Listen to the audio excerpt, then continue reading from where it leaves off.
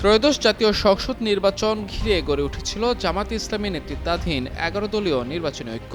বর্তমান সংসদে জাতীয় নাগরিক পার্টি এনসিপি সহ এই ১১ দলীয় ঐক্য বিরোধী দলের ভূমিকায় আছে। তবে নির্বাচন পরবর্তী বাস্তবতায় এই ঐক্যের রূপ কি দাঁড়াবে, এটির ব্যাপ্তি কতদিন হবে কিংবা একই নামে থাকবে কিনা, এমন নানা প্রশ্ন উঠেছে। এ অবস্থায় এনসিপির পক্ষ থেকে এখন পর্যন্ত পরিষ্কার কোনো উত্তর পাওয়া যায়নি। ৭৭টি আসন নিয়ে বর্তমান সংসদে বিরোধী দল ১১ দলীয় ঐক্য।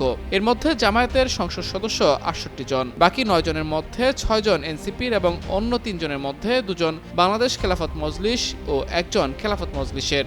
সংসদের প্রথম অধিবেশনের ২ দিনের বৈঠকে এরই মধ্যে বিরোধী দলের সংসদ সদস্যদের মধ্যে আলাদাভাবে আলোচিত হয়েছেন এনসিপির আহ্বায়ক নাহিদ ইসলাম ও হাসনাত আব্দুল্লাহ। রাষ্ট্রপতি মোহাম্মদ শাহাবুদ্দিনের ভাষণকে কেন্দ্র করে প্রথম দিনই সংসদে বিরোধী দল যে তীব্র প্রতিক্রিয়া দেখায়, সেখানে সামনের সারিতে ছিলেন নাহিদ ও হাসনাত।